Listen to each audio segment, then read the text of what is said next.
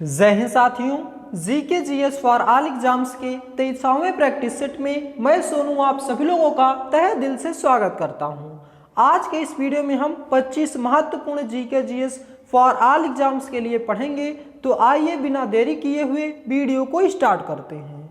पहला प्रश्न है हमारा, सर्वप्रथम मानव ने किस धातु का उपयोग किया था? उत्तर तांबा का। तो सबसे पहले मानव ने तांबा धातु का प्रयोग किया था और फिर उसके बाद कांसा धातु का और फिर लोहा का प्रयोग किया था। तो मानव ने सर्वप्रथम तांबा, फिर कांसा और फिर लोहा का प्रयोग किया था। और सबसे पहली पूछा जाए तो मिश्र धातु कौन सी थी? कांसा थी। मिश्र धातु में सबसे पहले मिश्र धातु कांसा का प्रयोग किया था। कांसा कॉपर और टिन की सहायता, कॉपर और टिन का एक मिश्र धातु है। दूसरा प्रश्न, मौर्य काल में एग्रोनोमई अधिकारी किस क्षेत्र से संबंधित है? उत्तर मार्ग निर्माण से। मौर्य काल में एग्रोनोमई अधिकारी किस क्षेत्र से संबंधित है? मार्ग निर्माण से। मौर्य काल का कार्यकाल 322 से 185 बीसी तक शासन था और मौर्य साम्राज्य का संस्थापक चंद्रगुप्त मौर्य को माना जाता है। मौर्य साम्राज्य का अंतिम शासक बृहद्रथ को माना जाता है। तो मौर्य साम्राज्य का वास्तविक संस्थापक चंद्रगुप्त मौर्य था और अंतिम शासक बृहद्रथ था।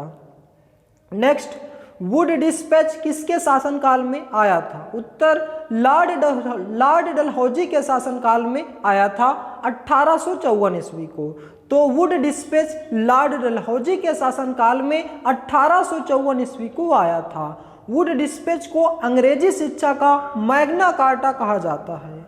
नेक्स्ट, समुद्र का सबसे गहरा बिंदु किसे माना जाता है? उत्तर मरियाना खाई को। मरियाना खाई को समुद्र का सबसे गहरा बिंदु माना जाता है और यह प्रशांत महासागर में स्थित है। इसकी लंबाई यानी कि गहराई की बात करें तो 11,022 मीटर इसकी गहराई है।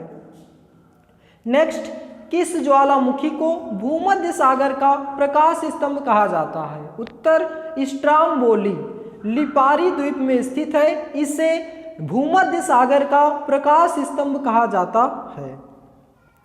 भारत के संविधान में समवर्ती सूची को किस देश के संविधान से लिया गया है? उत्तर ऑस्ट्रेलिया के संविधान से। भारत के संविधान में समवर्ती सूची को ऑस्ट्रेलिया के संविधान से लिया गया है। और यदि पूछा जाए कि अवशिष्ट शक्तियां को कहां से लिया गया है तो केंद्र की अवशिष्ट शक्तियां को कनाडा के संविधान से लिया गया है।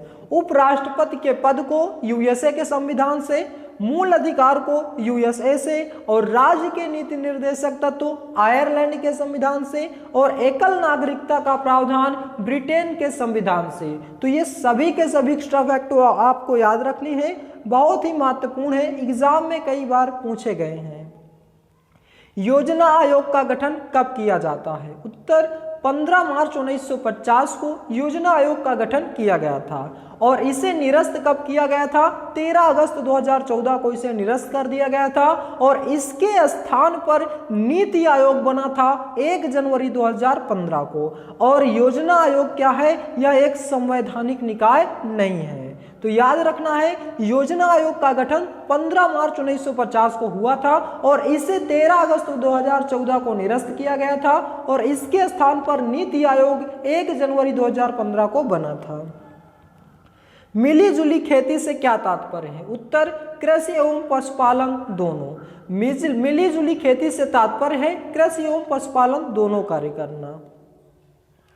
नेक्स्ट, प्रधानमंत्री जनधन योजना की शुरुआत कब की गई थी? उत्तर 28 अगस्त 2014 को प्रधानमंत्री जनधन योजना की शुरुआत की गई थी। इसका उद्देश्य था अधिकतम लोगों को बैंकों से जोड़ना और उन्हें बचत का प्रोत्साहन मिल सके।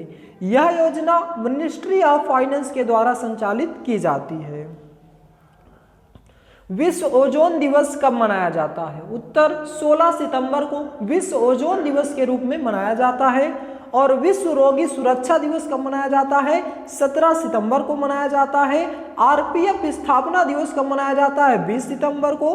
अंतर्राष्ट्रीय शांति दिवस कब मनाया जाता है? 21 सितंबर तो विश्व ओजोन दिवस 16 सितंबर, विश्व रोगी सुरक्षा दिवस 17 सितंबर आरपीएफ स्थापना दिवस 20 सितंबर, अंतर्राष्ट्रीय शांति दिवस 21 सितंबर को मनाया जाता है।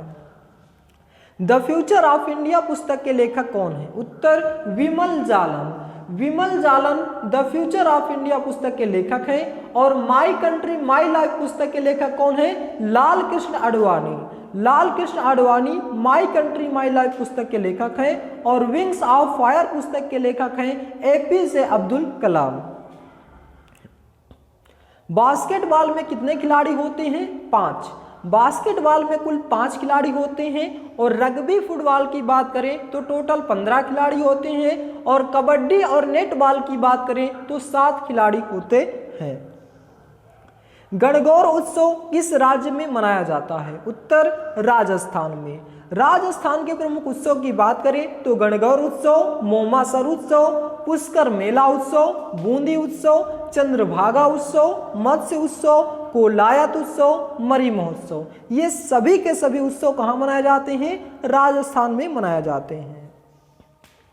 वर्षा की बूंद का आकार गोलाकार किस कारण होता है? उत्तर पृष्ठ तनाव के कारण। वर्षा की बूंद का आकार गोलाकार किस कारण होता है? पृष्ठ तनाव के कारण होता है। शुष्क बर्फ का किसका ठोस रूप है? कार्बन डाइऑक्साइड का। शुष्क बर्फ किसका ठोस रूप है? कार्बन डाइऑक्साइड का है। मानव शरीर की सबसे बड़ी मिश्रित ग्रंथि कौन सी है? उत्तर अग्न्याशय। मानव शरीर की सबसे बड़ी मिश्रित ग्रंथि कौन सी है? अग्न्याशय है। और यदि सबसे बड़ी ग्रंथि पूछा जाए तो यकृत है। सबसे छोटी ग्रंथि कौन सी है? पिट्यूटरी ग्रंथि है। तो यहाँ पे कंफ्यूज नहीं होना है। सबसे बड़ी मिश्रित ग्रंथि अग्न्याशय और सबसे बड़ी ग्रंथि यकृत और सबसे छोटी ग्रंथि है पिट्यूटरी। आरबीसी का कब्रिस्तान किसे कहा जाता है? उत्तर प्लीहा को। आरबीसी का कब्रिस्तान किसे कहा जाता है? प्लीहा को कहा जाता है। इसका लाइफ स्पैन है 120 डेज। 120 दिन का इसका लाइफ स्पैन होता है। सुप्रसिद्ध चित्र बड़ी ठड़ी किस शैली का है? उत्तर किशनगढ़ शैली का है। तो सुप्रसिद्ध चित्र बड़ी ठड़ी किस शैली का है? किशनगढ़ शैली का है। पाक्योन विमानपत्तम कहाँ स्थित है? उत्तर सिक्किम में। पाक्योन विमानपत्तम कहाँ स्थित है? सिक्किम में। और यह सिक्किम का पहला एयरपोर्ट था। रज्जुक कौन थे? उत्तर मौर्य शासन में अधिकारी होते हैं। रज्जुक कौन होते हैं? मौर्य शासन में अधिकारी थे। किसने भारत में क्रिप्स मिशन को भेजा था? उत्तर विंस्टन चर्चिल ने क्रिप्स मिशन को भारत में भेजा था। और क्रिप्स मिशन 23 मार्च 1942 को भारत आया था। किसे गर्म जलधारा को जापान की काली धारा कहा जाता है? किस गर्म जलधारा को जापान की काली जलधारा कहा जाता है? काली धारा कहा जाता है क्यूरोसियो को। क्यूरोसियो को जापान की काली धारा कहा जाता है। सबसे बड़ी कृत्रिम झील कौन सी है? उत्तर गोविंद वल्लभ पंत सागर। गोविंद वल्लभ पंत सागर सबसे बड़ी कृत्रिम झील है जो कि रिहंद बांध में है और उत्तर प्रदेश में है। और सबसे बड़ी झील की बात करें तो चिल्का झील है। तो यहाँ से आपको याद रखना है। कौन सी जनजाति केरल में पाई जाती है? उत्तर चेचू। चेचू जनजाति केरल में पाई जाती है। यदि सिक्किम की बात करें तो लेप्चा और भूटिया जनजाति सिक्किम में निवास करती है। प्रथम स्पीकर कौन थे जिनके विरुद्ध में लोकसभा में अविश्वास प्रस्ताव लाया गया था? उत्तर जीवी मावलंकर। तो जीवी मावलंकर थे प्रथम स्पीकर। इनके विरुद्ध में लोकसभा में अविश्वास प्रस्ताव लाया गया था। तो दोस्तों ये था हमारा आज का महत्वपूर्ण प्रैक्टिस सेट जिसको हमने विस्तार पूर्वक अध्ययन किया। आशा करता हूं दोस्तों कि यह प्रैक्टिस सेट आपको बेहद पसंद आया होगा। यदि आप हमारे चैनल पर नए हैं तो चैनल को सब्सक्राइब करें, वीडियो को लाइक करें और ज़्यादा से ज़्यादा शेयर करें। दोस्तों बहुत ही कम समय में हम लोग अच्छे से अच्छे क्वेश्चन को फास्ट रिवीजन करते हैं और ये सभी के सभी क्वेश्चन प्रीवियस ईयर क्वेश्चन और सिलेक्टेड क्वेश्चन होते हैं। तो दोस्तों आज का वीडियो बस यहीं तक। मिलते हैं नेक्स्ट वीडियो में। जय हिंद, जय भारत।